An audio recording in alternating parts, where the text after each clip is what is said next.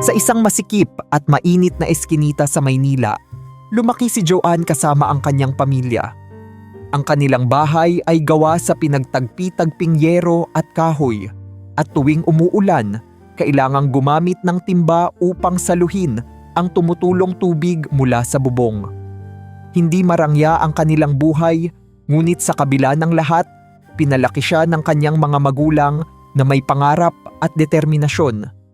Ang kanyang ina ay isang labandera, gumigising bago sumikat ang araw upang magsimula ng trabaho. Laging basag ang kanyang mga palad sa labis na pagkakababad sa tubig at sabon. Pero kahit pagod, hindi niya ipinapakita ito sa kanilang magkakapatid. Ang kanyang ama naman ay isang jeepney driver, matiyagang bumabiyahe sa maalikabok at trapikadong kalsada ng Maynila. Madalas siyang umuuwi ng pagod, amoy usok at gasolina, ngunit hindi siya nagrereklamo. Para sa kanila, ang edukasyon ang tanging yaman na maipapamana nila sa kanilang anak. Bata pa lang si Joanne, alam na niyang hindi siya tulad ng iba. Habang ang mga kaklase niya ay may bagong sapatos o makakapal na notebook, siya'y nagtitiyaga sa luma at pinaglumaan. Madalas siyang pagtawanan ng mga kalaro dahil sa kanyang lumang uniforme at sirang sapatos, pero hindi siya natinag. Alam niyang hindi ang estado sa buhay ang sukatan ng tagumpay, kundi ang sipag at tiyaga. Nang siya'y nasa elementarya, doon pa lang ay mahilig na siyang magbenta ng kung ano-ano. Mula sa baon niyang puwentiyo, bibili siya ng candy at tsokolate sa palengke at ibebenta ito sa mga kaklase sa mas mataas na halaga. Natutunan niyang magpatubo at unti-unti siyang nakapag-ipon ng kaunting pera. Hindi ito kalakihan, ngunit sapat na upang ipambili ng mas matinong gamit sa eskwela. Sa high school, mas lalong naging malinaw ang kanyang pangarap. Hindi niya nais manatili sa kahirapan habang buhay. Habang ang iba niyang kaklase ay nangangarap ng simpleng trabaho, siya naman ay nangangarap ng isang negosyo. Hindi lang basta maliit na tindahan, kundi isang negosyo na magdadala sa kanya sa ibang bansa. Isang araw, sa kanilang klase sa economics, isang report ang ipinakita ng kanilang guro tungkol sa mga matagumpay na negosyante sa Amerika. May isang babaeng Pilipina na nagtagumpay sa New York bilang restaurant owner. At mula noon, nagdesisyon si Joanne. Gusto niyang maging negosyante sa Amerika. Negosyante? Taga saan ka ba? Kala mo mayaman ka? Madalas na kantsaw ng kanyang mga kaklase. Huwag kang mag-ambisyon ng masyadong mataas, Joanne. Tanggapin mo na lang na mahirap tayo, sabi ng isang kapitbahay nang minsang marinig ang kanyang pangarap. Pero hindi niya ito pinansin. Hindi siya kailanman natakot mangarap, kahit pa ang buong mundo ay nagsasabing imposible ito. Upang makatulong sa kanyang pamilya at makapag-ipon para sa kinabukasan, nagtinda siya ng kakanin sa eskwelahan. Bago pumasok, dadalhin niya ang isang basket ng puto, kutsinta at suman na niluluto ng kanyang ina. Sa recess, habang ang iba ay nagpapahinga, siya ay naglalako ng paninda sa mga guro at estudyante. Kahit minsan ay napapagod siya, iniisip niya ang dahilan kung bakit niya ito ginagawa para sa kanyang kinabukasan. Dahil sa kanyang sipag, napansin siya ng kanyang mga guro at inalok siyang sumali sa mga business competitions sa paaralan. Isa siyang likas na madiskarteng estudyante, kaya't madalas niyang nagagawang makuha ang pinakamataas na gantimpala sa mga patimpalak. Hindi ito palaging madali. Madalas siyang hindi sinusuportahan ng ilang kaklase. May ilan ding naiinggit at nagsasabing wala siyang mararating. Pero sa tuwing maririnig niya ang pangungutya, lalo lamang siyang ginaganahang patunayan ang sarili. Isang araw, isang malaking oportunidad ang dumating. Ang isa sa kanyang guro ay nagrekomenda sa kanya para sa isang scholarship program sa isang prestihiyosong business school sa Maynila. Hindi siya makapaniwala. Nang matanggap niya ang liham ng kumpirmasyon, napaiyak siya sa tuwa. Ito na ang kanyang pagkakataon upang lumapit sa kanyang pangarap. Ngunit hindi rito nagtatapos ang kanyang laban. Kahit palibre ang kanyang tuition, kailangang niyang humanap ng paraan upang matustusan ang kanyang pang-araw-araw na gastusin. Ang scholarship ay hindi sumasakop sa pagkain, aklat at iba pang bayarin sa paaralan. Sa araw, siya ay isang masigasig na estudyante. Nakikinig ng mabuti sa mga lektura at inaaral ang lahat ng tungkol sa negosyo. Sa gabi naman, nagtatrabaho siya bilang isang waitress sa isang maliit na kainan malapit sa eskwelahan. Kailangan niyang magsumikap, hindi lamang para sa sarili niya, kundi para rin sa kanyang pamilya. Maraming gabi ang ginugol niya sa paggawa ng assignments habang may kaunting pahinga sa trabaho. Maraming beses din siyang nakatulog sa mesa ng kanilang maliit na apartment dahil sa pagod. Pero kahit kailan, hindi siya nagreklamo. Alam niyang ang lahat ng sakripisyong ito ay may patutunguhan. Minsan, dumating ang pagkakataong muntik na siyang sumuko. Isang gabi, matapos ang isang mahabang shift sa trabaho, umuwi siya ng pagod at gutom. Walang laman ang kanilang hapagkainan at ang kanyang mga magulang ay tahimik na nakaupo sa isang sulok. Halatang iniisip kung paano nila matutustusan ang kanilang pang-araw-araw na pangangailangan. Anak, baka naman pwedeng maghanap ka na lang ng mas madaling trabaho.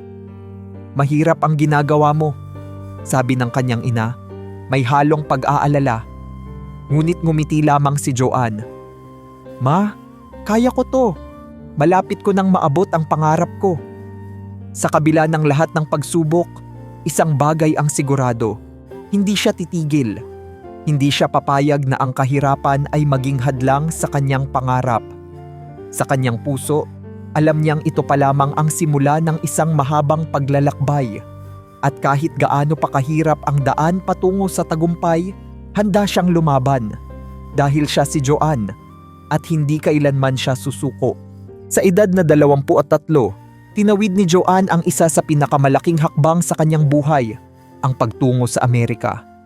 Bitbit ang isang lumang maleta, ang kanyang mga dokumento at ang kaunting ipon mula sa kanyang mga pinagpaguran, sumakay siya sa eroplanong noon ay pangarap lamang niyang makita ng malapitan. Hindi niya pa alam kung ano ang naghihintay sa kanya sa kabilang panig ng mundo, pero isang bagay ang tiyak. Handa siyang harapin ang kahit anong pagsubok basta't may pag-asang maabot niya ang kanyang pangarap. Ang unang sandali sa Amerika ay parang panaginip. Bumungad sa kanya ang malamig na hangin ng New York sa unang beses niyang lumabas sa airport. Isang malayong mundo mula sa siksikan at alinsangan ng Maynila.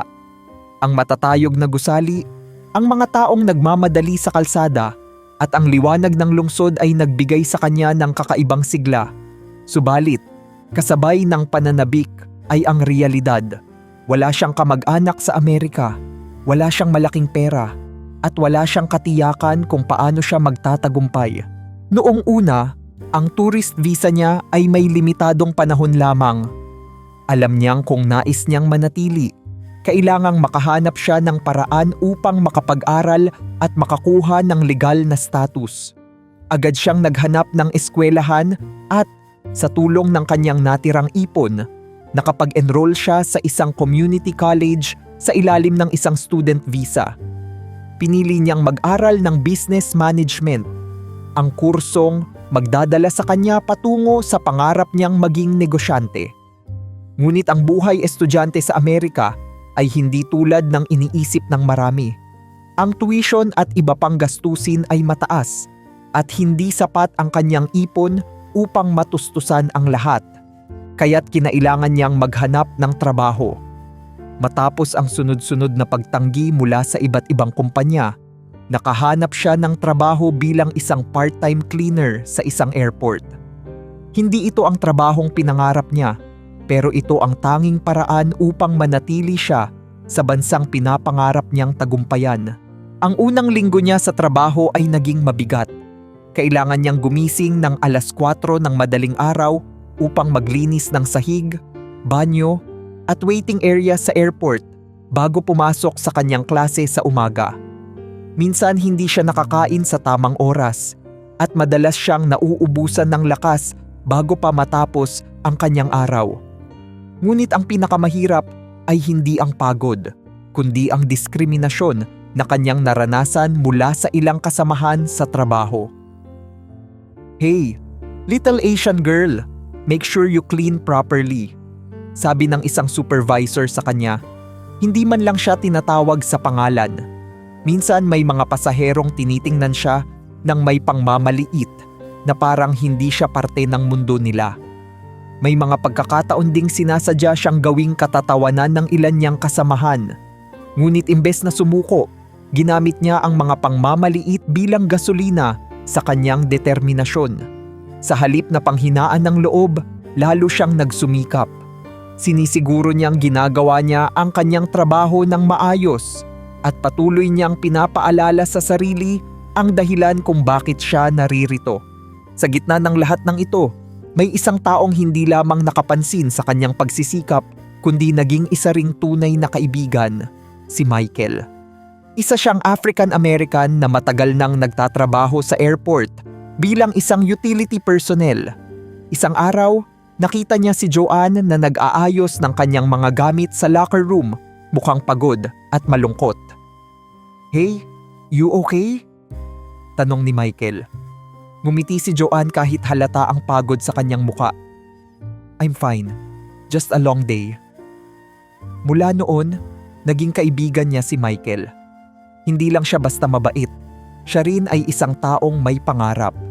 Kahit matagal na siyang nagtatrabaho sa airport, may sarili siyang plano. Gustong magtayo ng sariling food truck balang araw. "Joanne, you want to start a business, right? Then you should start small." Payo ni Michael sa kanya isang gabi habang nagkakape sila sa break room. Napaisip si Joanne. Totoo naman. Hindi niya kailangang magsimula agad ng malaki. Pwede niyang simulan sa maliit basta tama ang diskarte. Sa kaunting ipon na meron siya, nagdesisyon siyang subukan ang payo ni Michael. Nagsimula siya ng isang maliit na coffee stand sa loob ng airport. Nakipagkasundo siya sa isang maliit na spot kung saan siya pwedeng magtinda ng kape at tinapay sa mga empleyado at pasaherong dumadaan sa umaga. Hindi ito madaling gawin. Kinailangan niyang gumising ng mas maaga upang ihanda ang mga gamit bago pumasok sa kanyang klase. Minsan siya mismo ang nag-aangkat ng kape mula sa isang supplier sa Chinatown upang makatipid. Sa una, kaunti lamang ang kanyang kita pero hindi siya pinanghinaan ng loob. Unti-unti niyang natutunan ang pasikot-sikot ng negosyo. Natutunan niya kung paano makipag-usap sa customers, paano mag-manage ng supplies, at paano gawing mas epektibo ang kanyang maliit na negosyo. Minsan kapag mababa ang kita sa isang araw, pinapaalala niya sa sarili na ang bawat sentimo ay hakbang patungo sa kanyang pangarap. Dumaan ang mga buwan at kahit maraming pagsubok, naging mas matibay si Joanne. Hindi niya pa naaabot ang kanyang pangarap na maging isang matagumpay na negosyante, pero alam niyang nasa tamang landas siya. Hindi niya man hawak ang kasiguraduhan, isang bagay ang sigurado, hindi siya kailanman susuko. Ang maliit na coffee stand na ito ay simula lamang ng isang mas malaking laban na kanyang haharapin. Sa likod ng bawat tasang kape na kanyang ibinebenta, may isang pangarap na unti-unting nabubuo. At kahit hindi niya pa alam, ang susunod na kabanata ng kanyang buhay ay magdadala ng mas malalaking pagsubok. Pagsubok na susubok sa kanyang lakas, determinasyon, at paniniwala sa sarili.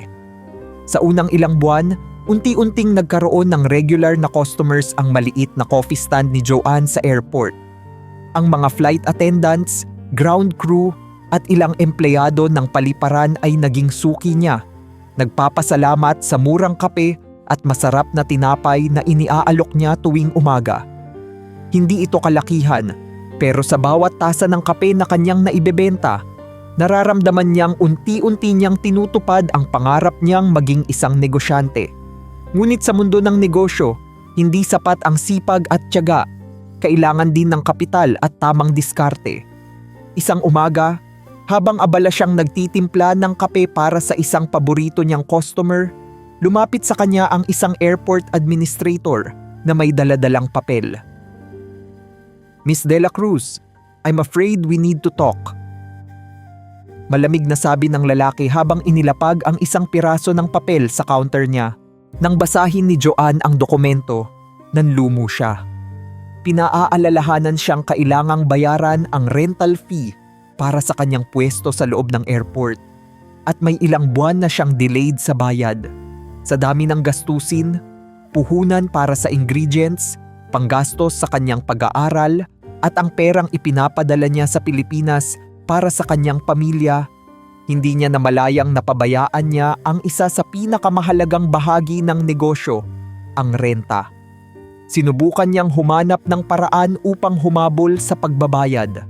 Nagsimula siyang magbenta ng mas maraming produkto, nag-alok ng discounts upang makahikayat ng mas maraming customers, at kahit na hindi siya dapat mag-overtime, nag-extend siya ng oras ng pagbebenta.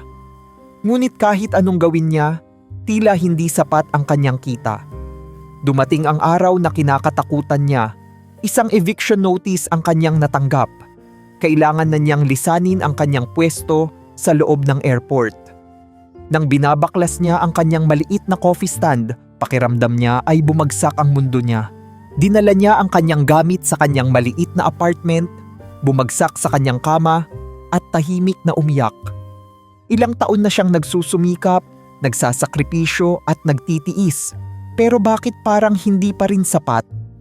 Naisip niyang sumuko. Bumalik na lang kaya siya sa Pilipinas? Maghanap ng mas madaling trabaho? Ngunit habang nasa kalagitnaan siya ng pag-iisip, biglang sumagi sa isip niya ang tinig ng kanyang ina. Anak, ang pangarap ay para sa matiyaga, walang madaling tagumpay.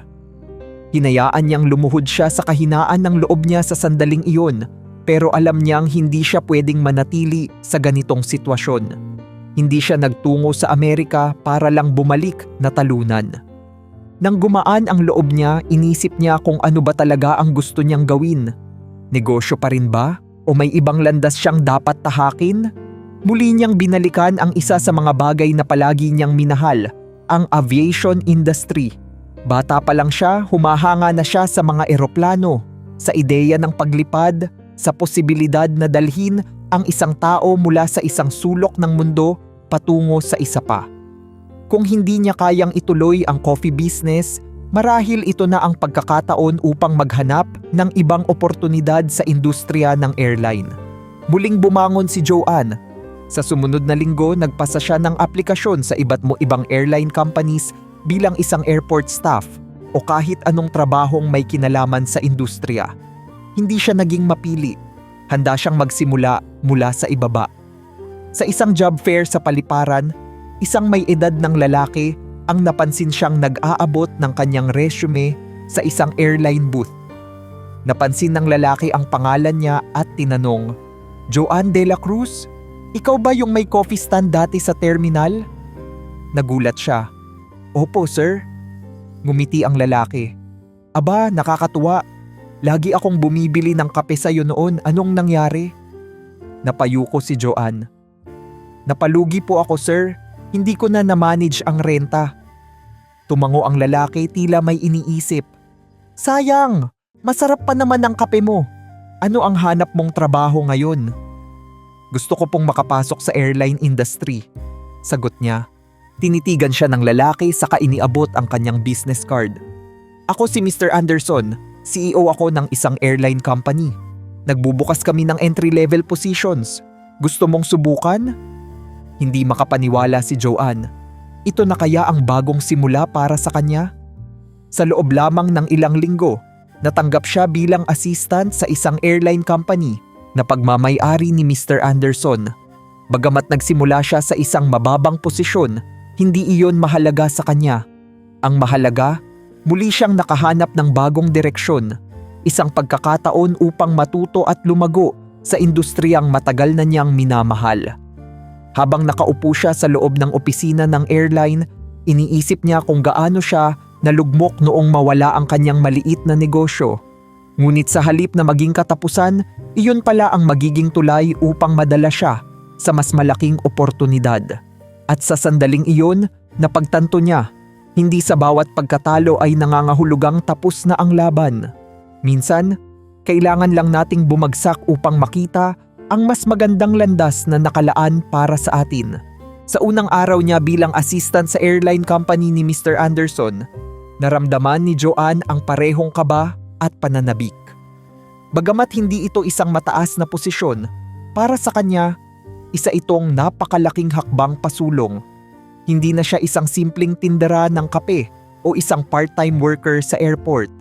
Kasama na siya ngayon sa loob ng industriya ng aviation, isang mundo na noon ay pinapangarap lamang niya.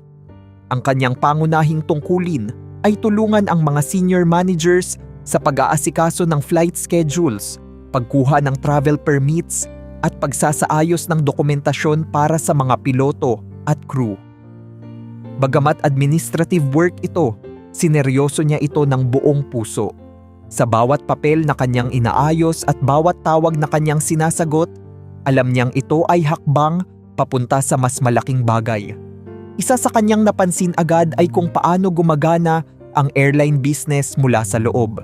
Sa likod ng magagarang eroplano at mga makikinis na uniforme ng flight crew, may isang komplikado at sistematikong operasyon na nagpapatakbo sa lahat ng bagay. Mula sa logistics hanggang sa customer service, mula sa aircraft maintenance hanggang sa financial management. Sa mga oras na libre siya, naglalaan siya ng oras upang obserbahan ang mga executives sa kumpanya. Pinapanood kung paano sila magdesisyon, kung paano nila pinangangasiwaan ang mga piloto at flight crew, at kung paano nila hinaharap ang mga problema sa airline operations. Minsan, nakikipag-usap siya sa mga mekaniko upang matutunan ang basics ng aircraft maintenance, o kaya'y sa mga flight schedulers upang maunawaan ang logistical challenges ng airline industry. Napansin ito ni Mr. Anderson. Isang araw, habang nasa break, tinawag siya nito sa opisina. "Joanne, napansin kong lagi kang nagmamasid at nag-aaral. Hindi ka ba napapagod?" Tanong ng matanda. May bahagyang ngiti sa labi. Ngumiti siya. "Napapagod din po, sir. Pero gusto kong matutunan ang lahat. Gusto kong lumago." Tumango si Mr. Anderson. Halatang natuwa sa kanyang sagot. "Yan ang gusto kong marinig. Sa industriyang ito hindi sapat ang talino. Kailangan din ng tiyaga at gutom sa kaalaman."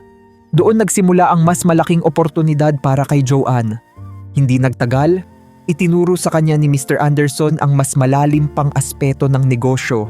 Kung paano pamahalaan ang isang airline financially, paano makipag-usap sa investors, at paano bumuo ng isang brand na may integridad at kalidad.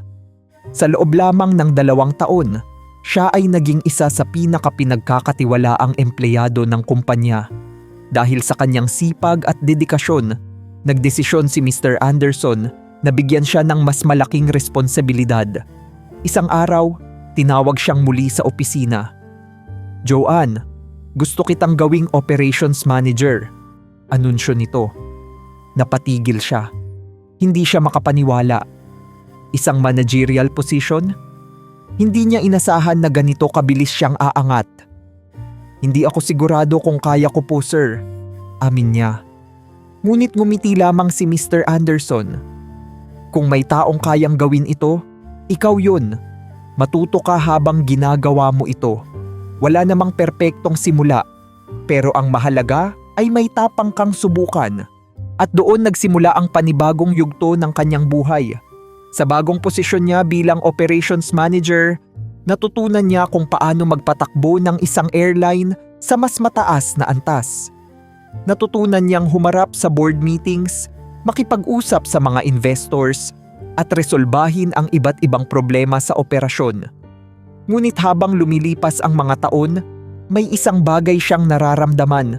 Hanggang kailan siya mananatili bilang empleyado. Totoo, mahal niya ang kanyang trabaho, pero alam niyang hindi ito ang dulo ng kanyang pangarap. Matagal na niyang alam kung ano ang gusto niya, ang magkaroon ng sariling airline. Kaya sa loob ng 5 taon, habang abala sa kanyang trabaho, nagsimula siyang mag-ipon. Hindi siya maluho. Iniwasan niyang gumastos sa mga mamahaling damit o kagamitan. Kahit may kakayahan na siyang mamuhay ng marangya, pinili niyang manatiling simple. Ang bawat dolyar na kanyang naiipon ay inilalagay niya sa isang investment fund, isang perang nakalaan para sa hinaharap niyang negosyo. At nang dumating ang tamang pagkakataon, nagdesisyon siyang bumitaw sa kanyang posisyon at itaya ang lahat para sa sarili niyang negosyo. Ginamit niya ang lahat ng kanyang naipon upang bumili ng isang lumang jet, isang aircraft na halos itapon na ng isang airline. Sa mata ng iba, isa itong sirang sasakyan, pero sa mata niya, ito ang simula ng kanyang pangarap. Pinagawa niya ito, pinaayos ang makina, at isinailalim sa mahigpit na safety inspections upang matiyak na muli itong makakalipad. At sa wakas dumating ang araw na pinakahihintay niya, ang paglulunsad ng kanyang sariling airline charter service. Hindi pa ito isang full-scale airline, kundi isang maliit na kumpanya na nagbibigay ng charter flights para sa maliliit na negosyo at private clients. Sa unang buwan, kaunti lamang ang kanyang mga kliyente. Mahirap makipagsabayan sa malalaking airline companies, pero hindi siya natinag. Alam niyang nagsisimula pa lang siya.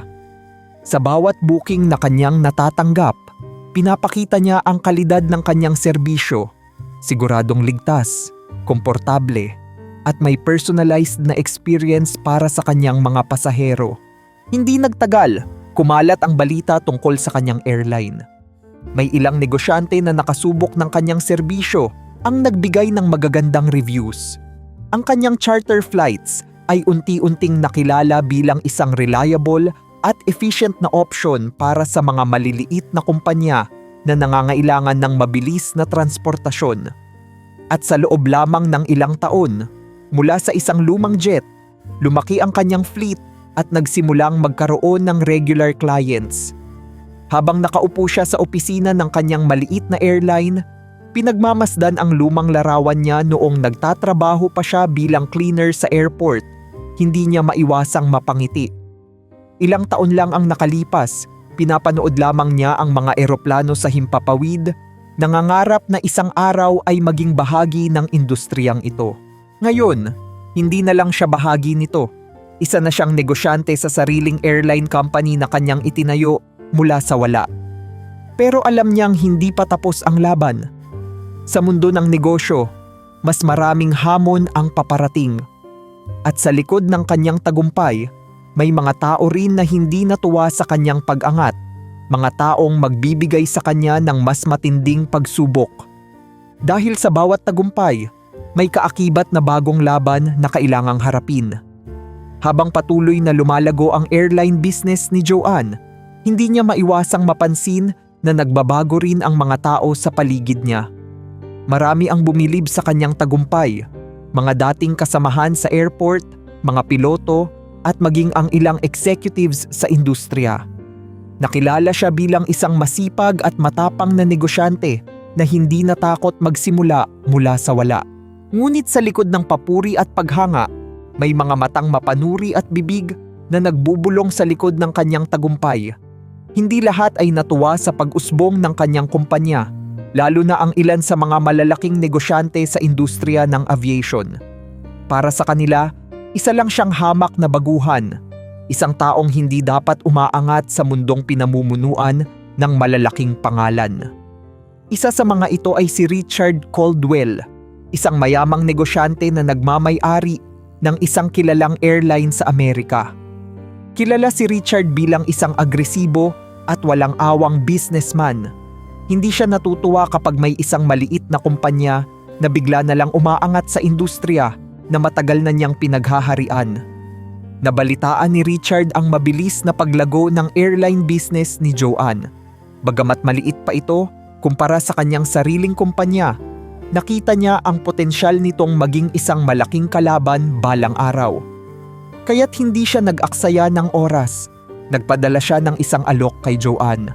Isang araw, habang nasa opisina si Joanne, nakatanggap siya ng isang tawag mula sa isa sa kanyang sekretarya.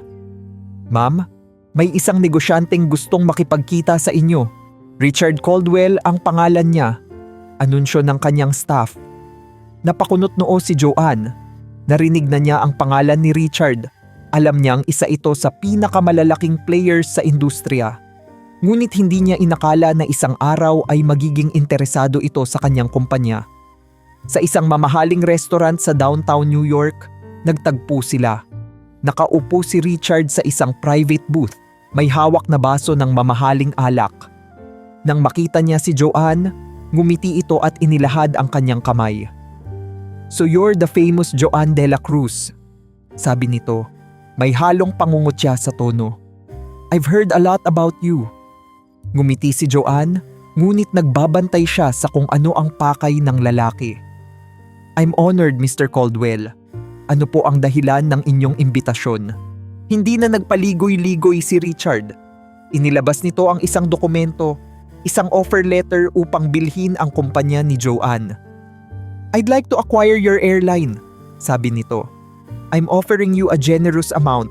You can take the money, retire early, and enjoy life. Trust me, this industry is tough. It's better to leave it to the big players." Napatingin si Joanne sa papel.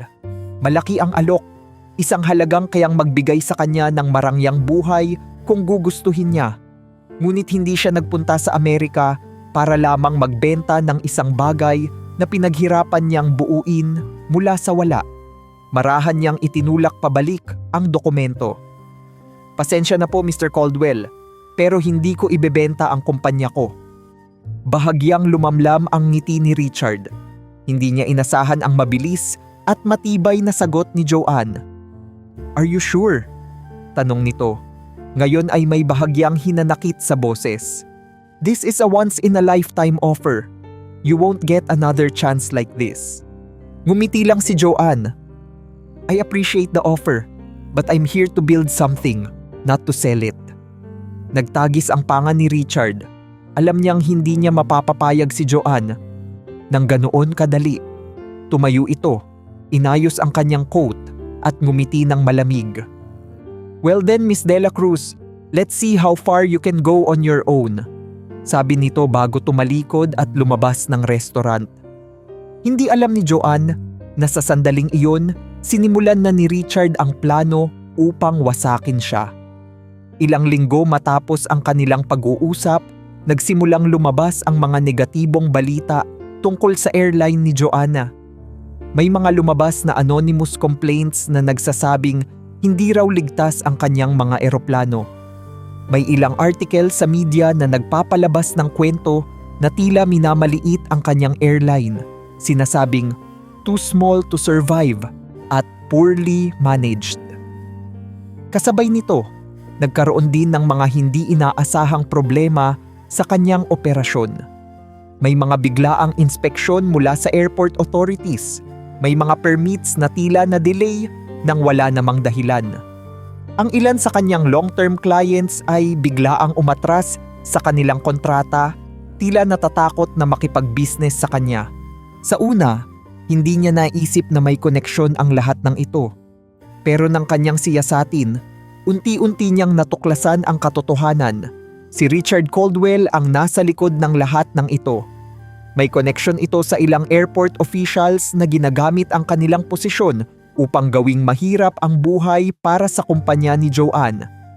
Ang smear campaign ay bahagi ng isang mas malaking plano. Ang pilitin siyang sumuko hanggang sa mapilitan siyang ibenta ang kanyang airline. Ngunit kung may akala si Richard na basta-basta siyang bibigay, nagkakamali ito. Sa halip na panghinaan ng loob, mas naging determinado si Joanne. Alam niyang kailangan niyang labanan ang paninira at linisin ang pangalan ng kanyang airline. Kinuha niya ang kanyang legal team upang imbestigahan ang mga ilegal na hakbang na ginagawa ni Richard. Nakipagpulong siya sa kanyang mga natitirang investors upang tiyakin sa kanila na hindi sila matitinag sa ganitong uri ng paninira. At higit sa lahat, pinanatili niyang mataas ang kalidad ng kanyang serbisyo. Kahit na may negatibong propaganda laban sa kanya, ipinakita niya sa kanyang mga customers na ang kanyang airline ay maaasahan pa rin. Dumaan ang ilang buwan at unti-unting nabaligtad ang sitwasyon. Ang mga taong nakakita ng kanyang determinasyon ay mas lalo pang humanga sa kanya. May mga bagong investors na lumapit upang suportahan siya. At unti-unting nawala ang takot ng kanyang mga dating clients na bumalik sa kanya. Ngunit alam niyang hindi pa tapos ang laban. Si Richard ay isang taong hindi madaling susuko. At habang nakaupo siya sa kanyang opisina isang gabi, tinitingnan ang skyline ng lungsod. Alam niyang ang susunod na yugto ng kanyang laban ay magiging mas mahirap. Ngunit sa kabila ng lahat, may isang bagay siyang tiyak. Hindi niya hahayaang maagaw ng kahit sino ang pangarap na kanyang pinaghirapan. Dahil ang laban na ito ay hindi lang tungkol sa negosyo. Ito ay laban para sa sarili niyang pangalan. Sa kabila ng paninira at mga hadlang na inilagay ni Richard Caldwell sa kanyang airline, hindi sumuko si Joanne. Kung may isang bagay na natutunan niya mula sa kanyang mahirap na pagkabata, ito ay ang hindi pagpayag na apihin. Kung may nais kang marating, kailangan mong lumaban. Hindi lang para sa sarili mo kundi para rin sa lahat ng taong naniniwala sa iyo.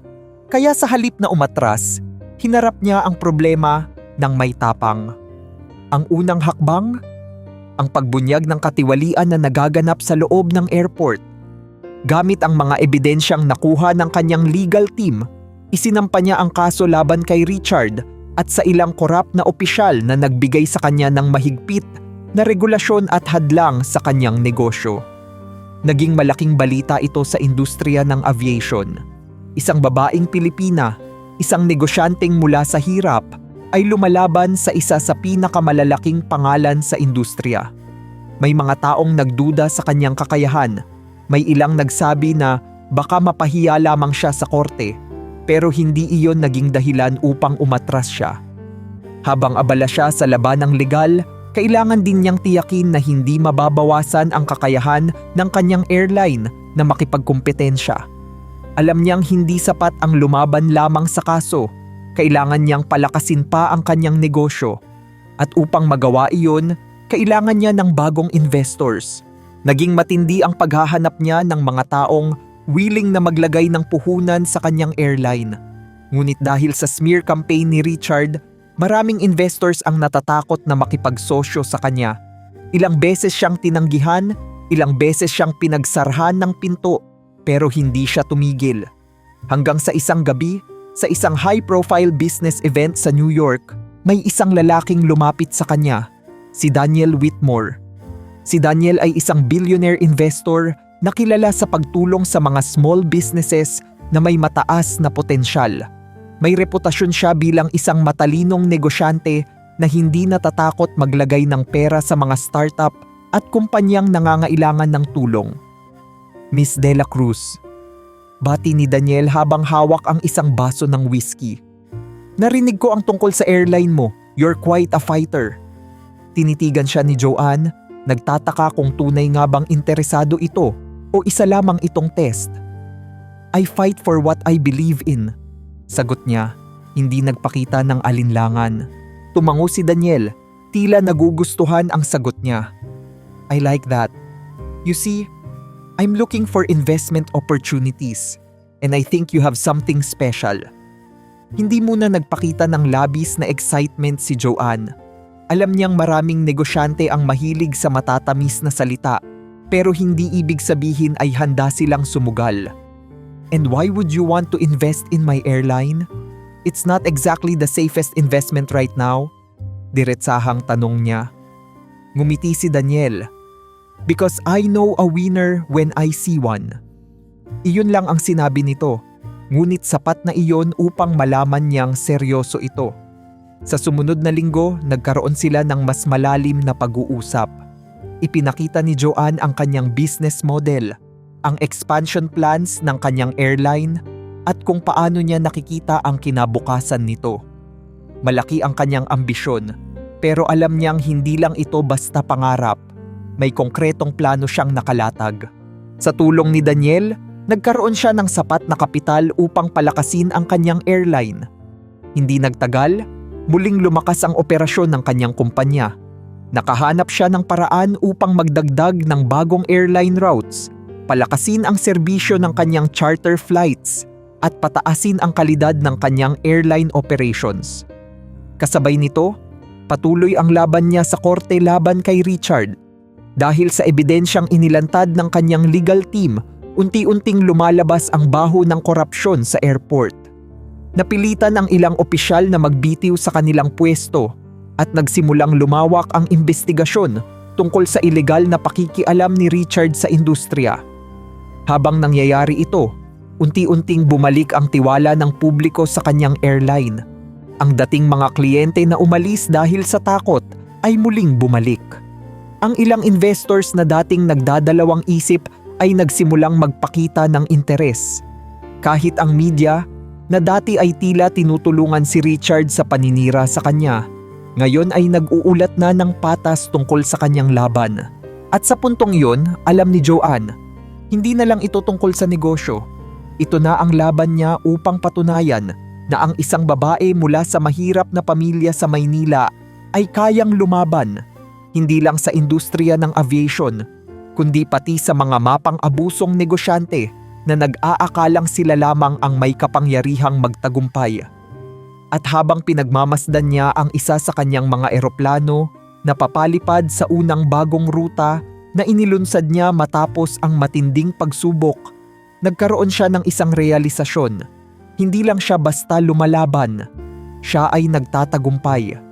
Pero hindi niya alam na ang pinakamalaking pagsubok ay paparating pa lamang. Isang trahedya na susubok sa lahat ng kanyang pinaghirapan. At dito magsisimula ang kanyang pinakamalaking laban. Sa wakas, matapos ang matinding pagsubok, unti-unti nang umaangat muli ang airline ni Joanne. Sa tulong ng bagong investors, lumawak ang kanyang operasyon at nadagdagan ang kanyang mga ruta. Mas dumami ang kumpanyang gumagamit ng kanyang charter services at dahan-dahang bumabalik ang tiwala ng publiko sa kanyang airline. Masaya si Joanne, ngunit alam niyang sa negosyo, ang tagumpay ay hindi kailanman permanente. Alam niyang kailangang manatili siyang maingat, lalo na't may mga taong patuloy na naghihintay ng kanyang pagkakamali. At dumating ang araw na pinakakinatatakutan niya. Isang umaga, habang nasa isang board meeting siya, nag-ring ang kanyang cellphone. Isa ito sa kanyang mga operations managers at sa boses pa lang ng lalaki, alam niyang may masamang balita. Miss Dela Cruz, isang eroplano natin ang bumagsak.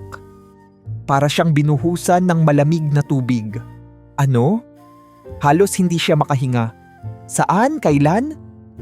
Isang charter flight papunta sa Chicago. May mga nasawi at iniimbestigahan na ng FAA. Hindi niya na natapos ang meeting. Mabilis siyang nagtungo sa crisis management center ng kanyang kumpanya at doon nakita ang live news coverage. Sa screen, makikita ang usok na bumabalot sa wreckage ng kanyang eroplano. Maraming rescue teams ang nasa lugar at sa tabi niya may mga staff na tahimik na nanonood, takot sa kung ano ang maaaring mangyari sa kumpanya nila. Ilang oras pa lang ang lumilipas mula nang maganap ang insidente, ngunit nag-umpisa ng kumalat ang balita sa media. Dela Cruz Airways involved in deadly crash. Safety violations under question. Is the rising airline company cutting corners on maintenance? At bago pa man niya magawa ng paraan ang sitwasyon, isang pamilyar na pangalan ang muling lumitaw, si Richard Caldwell. Sa isang interview sa telebisyon, may panibagong akusasyon itong binitiwan. Hindi na ako nagulat, sabi ni Richard sa harap ng kamera. Mula pa noong una, alam kong hindi mapagkakatiwalaan ang airline na yan. This is what happens when amateurs try to enter a professional industry. Muli, ang kanyang pangalan ay binahira ng dumi. Sa loob ng ilang araw, naging laman siya ng balita. May mga eksperto na bumabatikos sa kanya, may mga politiko na nanawagan ng mas mahigpit na regulasyon sa mga small airlines. At ang pinakamasakit sa lahat, nagsimulang umatras ang kanyang mga investors. Ang ilan sa kanila ay nagpadala ng sulat, sinasabing hindi na nila kayang panatilihin ang kanilang suporta sa kanyang airline dahil sa lumalalang kontrobersya. At ang pinakamalaking dagok, iniwan siya ni Daniel. Nagpatawag ito ng isang private meeting at doon sinabi ang hindi niya inaasahang marinig. Joanne, I'm pulling out my investments. Parang sumabog ang mundo niya. Ano? Bakit? Halos hindi siya makapaniwala. Because this scandal is dragging me down too, sagot ni Daniel, halatang naiipit sa pressure. My other business partners are worried. I have to protect my interests. Napatingin si Joanne sa kanya, hindi makapaniwala na ang taong tumulong sa kanya noong una ay ngayon ang siya ring unang lilisan sa kanya sa panahon ng krisis. So that's it? Malamig niyang tanong. Ganun lang kadali para sa'yo? Hindi nakasagot si Daniel, pero halata sa kanyang muka ang pagsisisi. I'm sorry Joanne, but this is business. At doon niya natutunan ang isa pang masakit na katotohanan. Sa mundo ng negosyo, walang permanenteng kaibigan. Ngayon, mag-isa na lang siyang lalaban. Sa loob ng mga sumunod na linggo, halos hindi siya natutulog.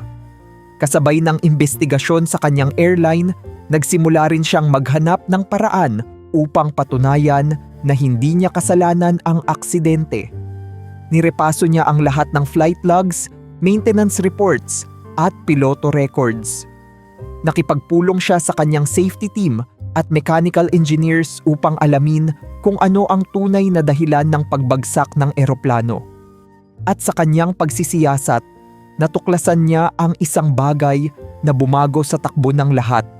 Hindi ito pagkakamali ng kanyang airline. Ayon sa isang independent aviation expert na kanyang kinonsulta, may factory defect ang makina ng eroplanong bumagsak. Ang problemang ito ay hindi nakikita sa regular maintenance, kaya hindi ito kasalanan ng airline. Naglabas siya ng pahayag sa media, ipinaliwanag ang findings ng eksperto at nagdemand ng masusing investigasyon mula sa manufacturer ng aircraft. Dahil dito, nagbago ang direksyon ng balita. Mula sa pagiging irresponsible airline, ngayon ay tinitingnan si Joanne bilang isang negosyante na lumalaban para sa katotohanan. Sa kabila ng pagkawala ng kanyang investors, sa kabila ng lahat ng paninira, hindi siya sumuko.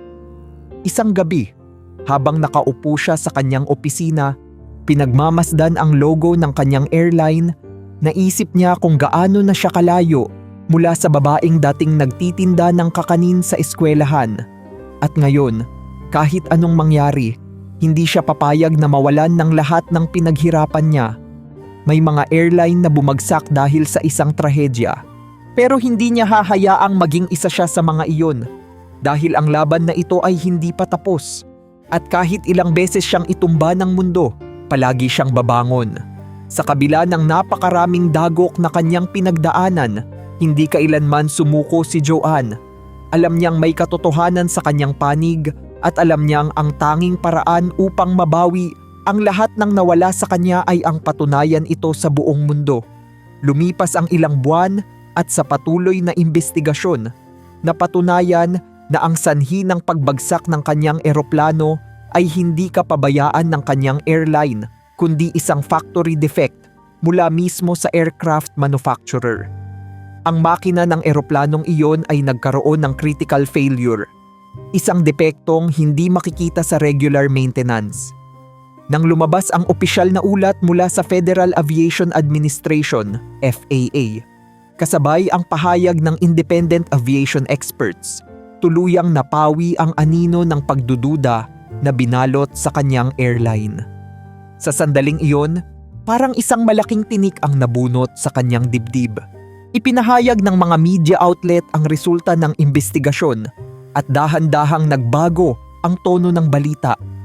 Ang dating pinaratangang pabaya at iresponsableng negosyante ay ngayon ay isang biktima ng isang sistematikong problema sa aviation industry. Ang mga investors na dating lumayo dahil sa eskandalo ay isa-isang bumalik. Nagkaroon ng malaking demanda laban sa aircraft manufacturer at ilang airline executives mula sa iba't ibang kumpanya ang sumuporta sa laban ni Joanne. Para sa kanila, hindi lang ito tungkol sa kanyang airline kundi tungkol sa kaligtasan ng buong industriya.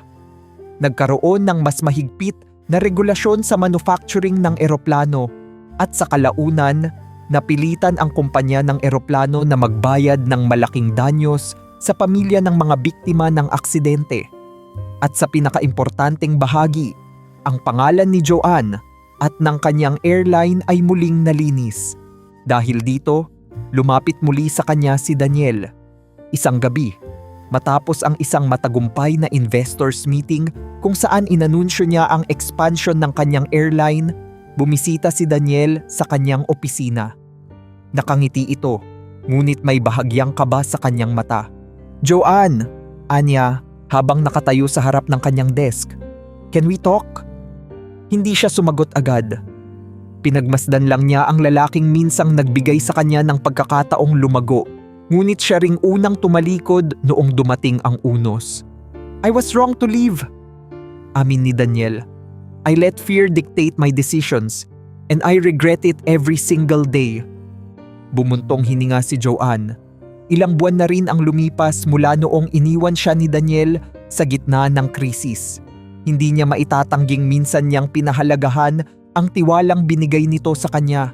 Pero sa puntong ito ng kanyang buhay, alam niyang hindi niya na kailangang bumalik sa nakaraan. "Thank you for admitting that," sagot niya ng malamig ngunit kalmado. "Pero Daniel, alam mo kung anong natutunan ko sa nangyari?" Napatingin ito sa kanya. "Natutunan kong hindi ko kailangang umasa sa kahit sino para magtagumpay." Tahimik si Daniel. Alam niyang hindi na niya kayang baguhin ang desisyon ni Joanne.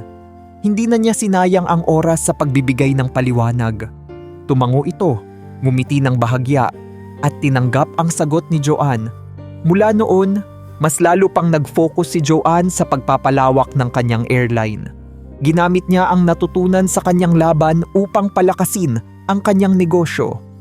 Nakahanap siya ng mas matitinong investors na tunay na naniniwala sa kanyang kakayahan at hindi lang dahil sa pansamantalang kasikatan. At habang siya ay abala sa muling pagbangon, isang malaking balita ang lumabas, ang pag-aresto kay Richard Caldwell. Matapos ang masusing pagsisiyasat, lumabas ang ebidensya ng kanyang pang-aabuso sa kapangyarihan, ilegal na pakikialam sa airport regulations, at paninira sa ibang kumpanya upang mapanatili ang monopolyo sa industriya. Sa isang high-profile court hearing, pinatawan siya ng kaso ng fraud, bribery, at obstruction of justice. Ang dating pinakamalaking hadlang sa kanyang tagumpay ay tuluyan ng bumagsak. Nang makita ni Joanne ang balita sa telebisyon, hindi niya nagawang ngumiti o magdiwang ng husto. Hindi niya kailangang ipagdiwang ang pagbagsak ng isang tao, pero alam niyang ito ay isang mahalagang tagumpay, hindi lamang para sa kanya kundi para sa buong industriya. At sa huling pagkakataon, inisip niya ang araw na inalok siya ni Richard na ibenta ang kanyang airline. Noon, isa lang siyang maliit na player sa industriya. Ngayon, isa na siyang major competitor. Sa paglipas ng panahon, patuloy na lumawak ang kanyang negosyo. Ang dating isang lumang jet na kanyang itinaya ang lahat ay ngayon ay isang fleet ng modernong eroplano. Ang kanyang airline ay hindi na lamang isang maliit na charter service. Ngayon, ito ay isang international airline na may regular flights papunta sa iba't ibang panig ng mundo. Mula sa pagiging isang mahirap na batang Pilipina na pinagtatawanan dahil sa kanyang pangarap, ngayon siya ay isang matagumpay na CEO ng isa sa pinakakilalang airline sa Amerika. At sa gabing iyon, habang nakaupo siya sa kanyang opisina, tinatanaw ang mga eroplanong dumaraan sa runway, isang bagay ang naisip niya. Hindi ito ang wakas ng kanyang kwento. Dahil habang patuloy siyang nangangarap, patuloy siyang lilipad. Matapos ang maraming taon ng pakikipaglaban sa negosyo, sa pangalan at sa sarili niyang kakayahan, natagpuan ni Joanne ang sarili niyang nakatuon lamang sa kanyang airline. Sa bawat umaga, nakaplanado na ang kanyang araw, mga meeting, flight expansions, negosasyon sa investors at pag-aasikaso sa logistics ng kanyang lumalaking kumpanya. Para sa kanya, ang tagumpay ay isang patuloy na paglalakbay. Wala siyang oras para sa kung ano paman, lalo na sa isang bagay na hindi niya kailanman binigyan ng seryosong pansin, ang pag-ibig. Ngunit dumating sa kanyang buhay si Alejandro Fernandez. Isang araw, habang bumibisita siya sa isa sa kanyang mga bagong fleet ng eroplano upang tiyakin ang kalidad ng kanilang serbisyo, nakilala niya ang Spanish pilot na magiging bahagi ng kanyang airline. Matangkad, matipuno, at may mala-Adonis na hitsura, si Alejandro ay hindi lang isang magaling na piloto, kundi isa ring charismatic na tao na madaling pakisamahan ng lahat. Sa kanilang unang pagkikita, walang espesyal na nangyari. Para kay Joanne, isa lang itong empleyado na bahagi ng kanyang lumalawak na negosyo. Ngunit unti-unti niyang napansin na palagi niyang nakikita si Alejandro sa iba't ibang pagkakataon, sa board meetings kung saan kasama ang flight operations team, sa training sessions ng kanyang airline crew, at minsan pa nga sa coffee shop na madalas niyang puntahan malapit sa kanyang opisina. At sa tuwing magkakabanggaan ang kanilang mga tingin, palaging may maliit na ngiti sa labi ng lalaki. Isang gabi, matapos ang isang mahabang araw ng trabaho, napagdesisyonan niyang magpahangin sa isang rooftop lounge malapit sa airport. Nais niyang magpahinga sandali, uminom ng kape at pagmasdan ang mga eroplano sa runway. Isang bagay na ginagawa niya noong nagsisimula pa lang siya sa industriya. Hindi niya inasahan na doon niya muling makikita si Alejandro. Busy CEO Joanne, finally taking a break? Pabirong sabi nito habang umupo sa tabi niya, hawak ang isang basong red wine. Napangiti si Joanne. Minsan kailangan din ng pahinga, sagot niya. Good, sagot ni Alejandro. Because I was starting to think you were some kind of machine that never stops working. Nagkatawanan sila at hindi niya namalayang napasarap ang kanilang usapan. Si Alejandro ay hindi lang pala isang mahusay na piloto, kundi isang taong may napakagandang pananaw sa buhay. Kinuwento nito ang kanyang paglalakbay mula sa pagiging isang batang nangangarap sa Madrid hanggang sa pagiging isang pilotong naglayag sa iba't ibang panig ng mundo.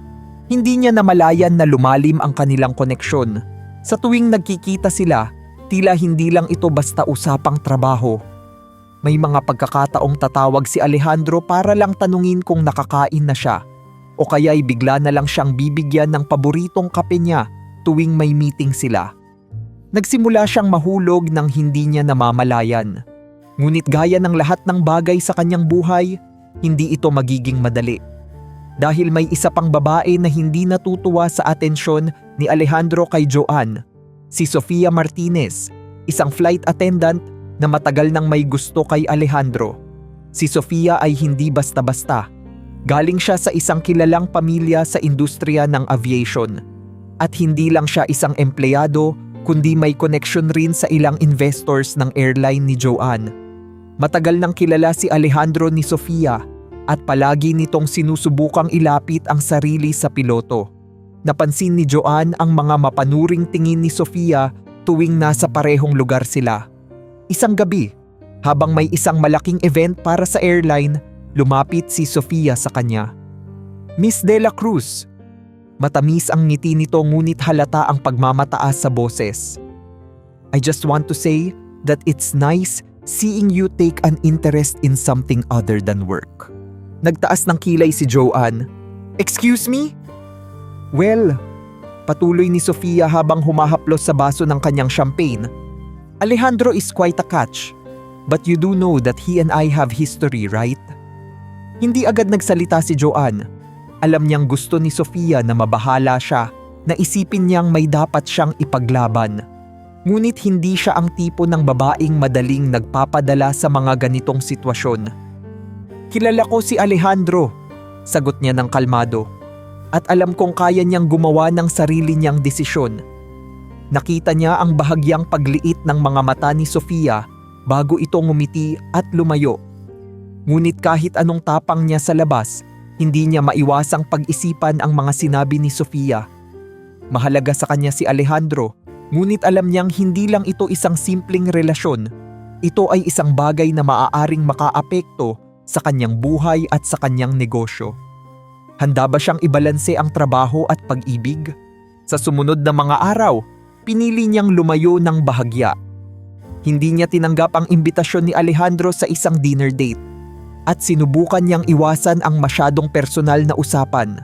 Ngunit isang gabi, dumating si Alejandro sa kanyang opisina. Hawak ang isang maliit na kahon. "I don't know what's going on in your mind, but if you're thinking of pushing me away, don't." Seryoso nitong sabi. Tinitigan siya ni Joanne. "Alejandro, my work is my life. I can't afford distractions." "Hindi ako distraction," sagot ni Alejandro. Binuksan ang kahon, isang maliit na silver bracelet na may nakaukit na salitang valiente. Ibig sabihin, brave sa Spanish. "I know how much you've fought to be here." Patuloy niya. "At hindi ako narito para pigilan ka. Narito ako dahil gusto kitang makasama sa laban mo, hindi para gawing komplikado ang buhay mo." Napatingin si Joanne sa bracelet, saka kay Alejandro, at doon niya naunawaan, sa dami ng laban na pinagdaanan niya, ngayon lang siya may nakitang isang taong hindi niya kailangang labanan, kundi isang taong handang lumaban kasama niya. Sa gabing iyon, sa unang pagkakataon, tinanggap niya ang posibilidad na ang pag-ibig ay hindi isang hadlang sa kanyang pangarap. Bagkus, ito ay maaaring maging lakas na magdadala sa kanya sa mas mataas pang lipad.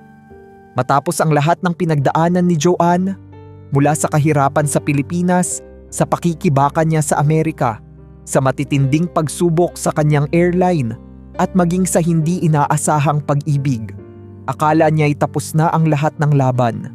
Sa wakas, matibay na ang pundasyon ng kanyang negosyo. Ang kanyang airline ay hindi na lang isang maliit na charter service.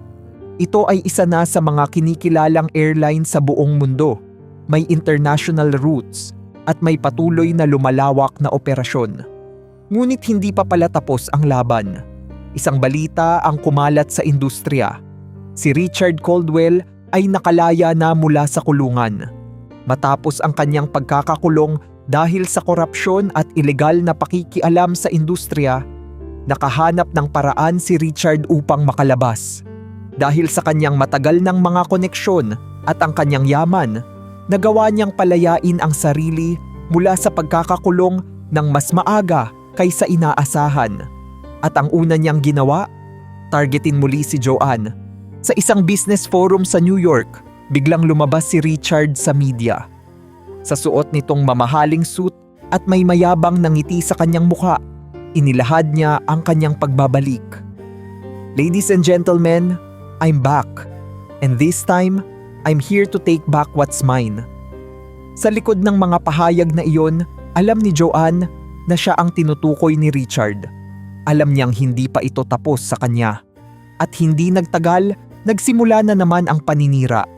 Sa pagkakataong ito, hindi lang simpleng smear campaign ang ginawa ni Richard.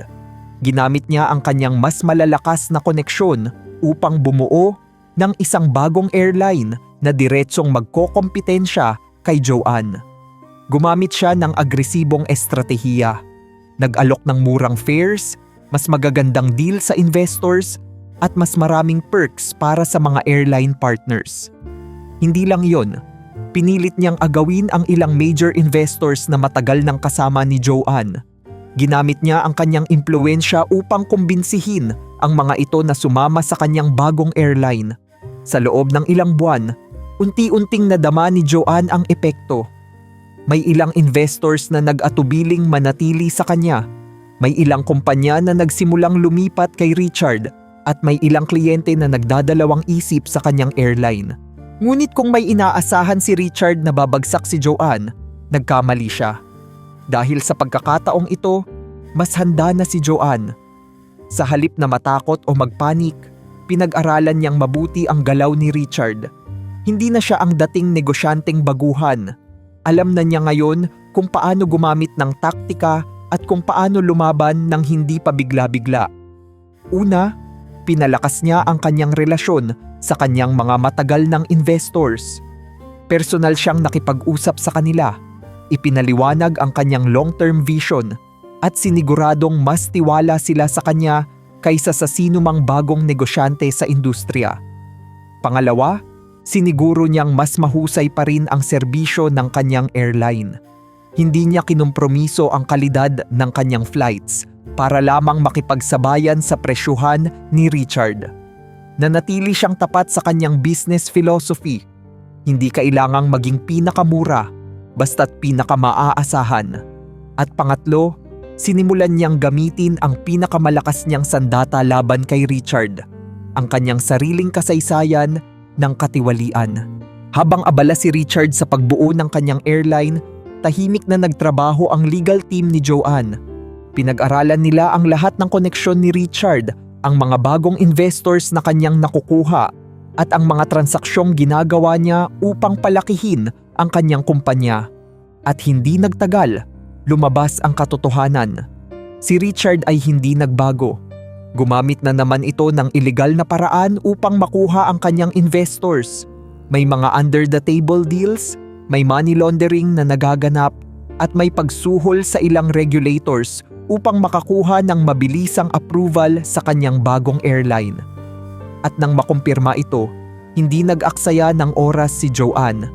Sa tulong ng kanyang mga koneksyon, inilabas niya sa media ang lahat ng ebidensyang nakalap ng kanyang team.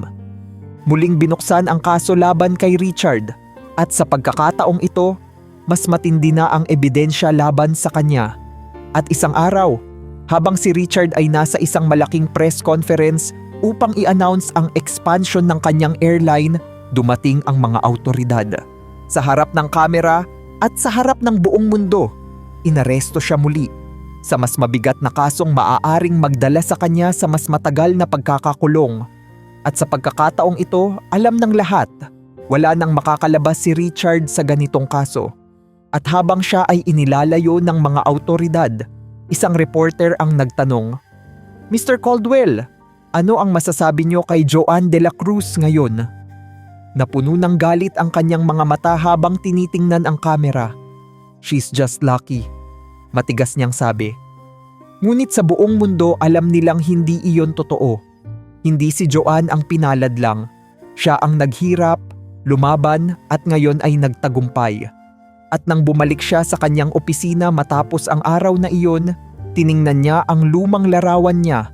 Ang batang nagtitinda ng kakanin sa eskwelahan, ang dating waitress sa gabi habang nag-aaral ng business, ang dating cleaner sa airport na pinagpapawisan sa pagsisikap. Sa wakas, wala nang humahadlang sa kanya. Sa wakas, siya na ngayon ang isa sa pinakamakapangyarihang negosyante sa Amerika. At habang pinagmamasdan niya ang malalawak na paliparan kung saan nakatayo ang kanyang airline, alam niyang isa lamang itong panibagong simula. Dahil mula ngayon, si Joanne de la Cruz ay hindi na kailanman matitinag. Sa edad na 35, si Joanne de la Cruz ay hindi na lang basta isang negosyante. Siya na ngayon ang CEO ng isa sa pinakamalalaking airline sa Amerika. Ang dating maliit na charter service na itinayo niya mula sa isang lumang eroplano ay isa na ngayong global brand. Mayroon siyang daan-daang empleyado, isang fleet ng modernong aircraft at mga ruta na umaabot sa iba't ibang panig ng mundo. Minsan iniisip niya kung paano siya nakarating sa puntong ito. Mula sa mahirap na eskinita sa Maynila, sa pagbebenta ng kakanin, sa pagiging waitress at cleaner sa airport, sa mga panlilinlang ni Richard Caldwell, sa pagkawala ng kanyang unang negosyo, lahat ng sakit, pagod at sakripisyong pinagdaanan niya ay nagbunga. At ngayon, wala nang sinuman ang kayang umapakan sa kanya.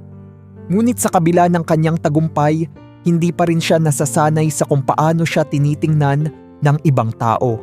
Isang araw, habang nasa airport siya para sa isang routine check-up, sa isa sa kanyang pinakamalalaking terminal, pinili niyang huwag magsuot ng corporate attire. Sa halip, nagsuot siya ng simpleng business casual. Walang mamahaling accessories, walang makapal na makeup, at walang anuman sa kanyang kasuotan ang nagkukumpirma na siya ang may-ari ng airline.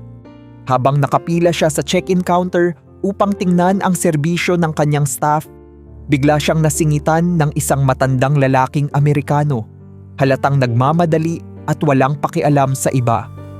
"Excuse me, ma'am," sabi ni Joanne ng magalang, ngunit hindi man lang siya tinapunan ng tingin ng lalaki. "Move aside, lady," sagot nito ng may kayabangan. "I don't have time to wait in line. You wouldn't understand. I have important things to do." Nagtaas lang ng kilay si Joanne. Kung alam lang nito kung sino ang kinakausap niya. Tahimik niyang tinuloy ang pagpila, pero hindi nakaligtas ang insidenteng iyon sa isa sa kanyang flight crew na nasa counter. Napansin nito si Joanne at biglang tumayo ng mas tuwid. "Miss De La Cruz!" Sigaw ng empleyado, bakas sa mukha ang kaba at respeto. "You didn't tell us you'd be here today." Biglang natahimik ang paligid. Lahat ng empleyado sa check-in counter ay bumati sa kanya, ang iba ay halatang kinakabahan. Ang ibang pasahero ay nagtinginan, nagtatanong kung sino siya. Samantala, ang matandang lalaki na nagmaliit sa kanya kanina ay mukhang nagtataka. "Wait a minute," bulong nito. "De La Cruz?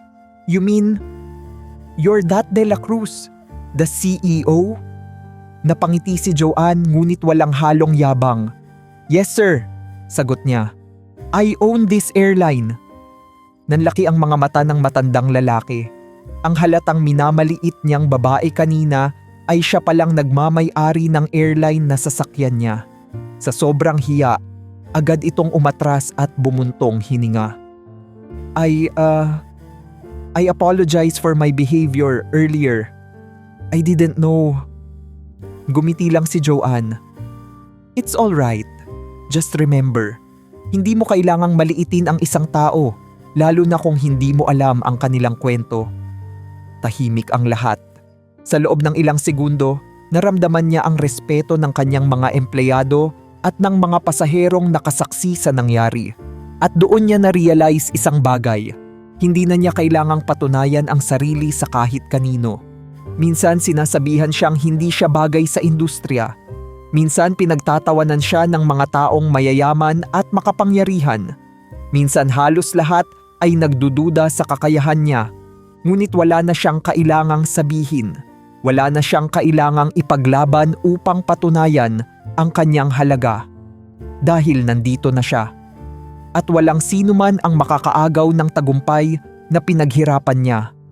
Nang dumating ang kanyang private jet upang sunduin siya sa VIP terminal, tinanaw niya ang malawak na airport na siya mismo ang bumuo.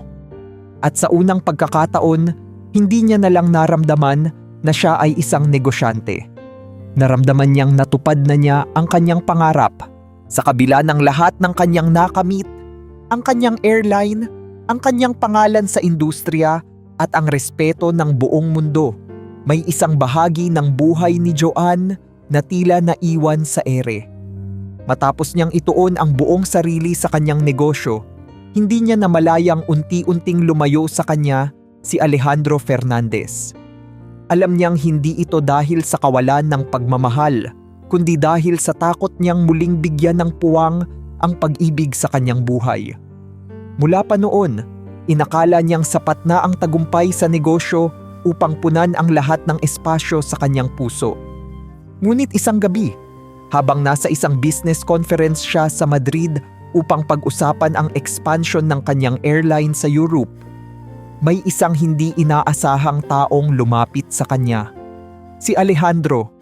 Nakatayo ito sa dulo ng hotel lounge, hawak ang isang basong alak at may parehong tiwala sa sarili tulad ng unang araw na nagkita sila. "Joanne!"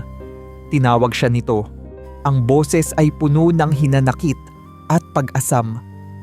"I heard you were coming to Spain. I figured it's time we talk." Bahagyang bumilis ang tibok ng puso niya.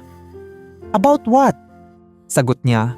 Pilit na ipinapakita ang kanyang kumpiyansa, ngunit hindi niya maitago ang tensyon sa kanyang mga mata. Alejandro ngumiti, pero may halong lungkot. "You know what I mean." Tahimik si Joanne. Alam niyang hindi niya matatakasan ang usapang ito. "Joanne, I waited." Patuloy ni Alejandro. "I gave you space. I understood that your business was your priority. But tell me this, are you truly happy?" Hindi siya nakasagot agad. Totoo, nakamit niya ang lahat ng kanyang pangarap.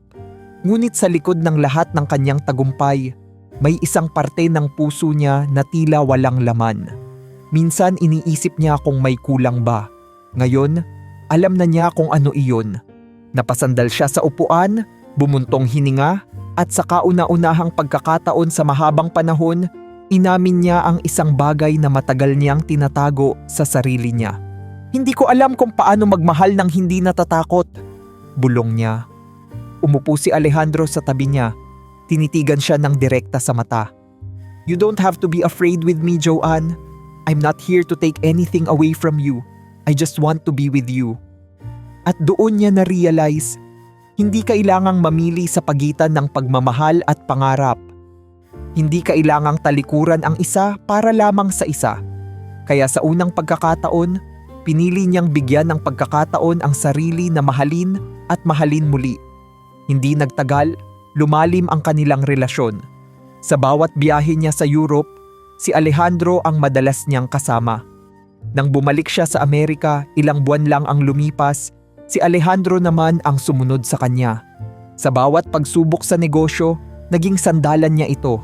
At sa bawat tagumpay na kanyang natatamasa, kasama niya itong nagdiriwang. Hanggang sa isang araw, habang nasa isang pribadong eroplano sila, binuksan ni Alejandro ang isang maliit na kahon. "Marry me," bulong nito. Hawak ang isang engagement ring. Napangiti si Joanne, hindi dahil sa sorpresa, kundi dahil sa wakas. Hindi na siya nag-aalinlangan. "Yes," sagot niya. At sa sandaling iyon, hindi lang siya isang negosyante. Siya ay isang babaeng handang magmahal. Ilang buwan matapos ang kanilang engagement, ginanap ang kanilang kasal sa isang private island sa Spain. Isang intimate ceremony na dinaluhan ng kanilang pinakamalalapit na kaibigan at pamilya. Hindi ito marangya, hindi ito puno ng media, pero ito ang perpektong simula para sa kanilang dalawa. At sa mga sumunod na taon, hindi lang siya naging CEO ng isa sa pinakamalalaking airline sa mundo. Naging ina rin siya.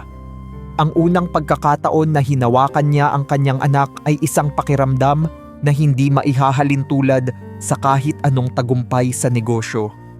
Mas matindi pa ito sa paglipad ng kanyang unang eroplano, mas makapangyarihan pa ito sa kanyang unang milyon sa bangko. At doon niya natutunan ang isa sa pinakamahalagang leksyon sa kanyang buhay. Hindi lang negosyo ang sukatan ng tagumpay. Sa pagtatapos ng araw, ang tunay na tagumpay ay hindi lamang ang mga numerong lumalago sa kanyang kumpanya, kundi ang mga taong kasama niya sa paglalakbay na ito.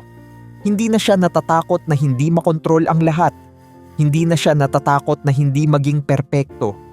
Dahil sa wakas, natutunan niyang ang tunay na tagumpay ay ang magkaroon ng isang buhay na may pagmamahal, pamilya, at isang pangarap na natupad hindi lang para sa sarili, kundi para sa lahat ng naniniwala sa kanya. Sa edad na 50, si Joanne de la Cruz ay hindi na lang isang CEO, isa na siyang icon sa airline industry. Ang kanyang pangalan ay naging simbolo ng tagumpay, hindi lang sa Amerika kundi pati na rin sa buong mundo. Mula sa isang maliit na coffee stand sa airport, ngayon ay pagmamay-ari na niya ang isang airline na may daan-daang eroplano at milyon-milyong pasahero kada taon. Ang kanyang kwento ay binabanggit sa mga business conferences, ini-interview siya sa malalaking media networks, at itinuturing siyang isa sa pinakamakapangyarihang negosyante sa aviation industry. Ngunit sa kabila ng lahat, hindi siya kailanman nakalimot sa kung saan siya nanggaling. Maraming kabataang babae ang sumusunod sa kanyang yapak. Sa bawat event na kanyang pinupuntahan, may mga batang babaeng lumalapit sa kanya.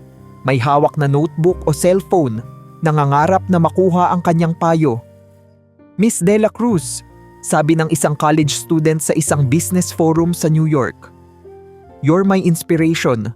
Gusto ko pong maging katulad ninyo balang araw." Ngumiti si Joanne.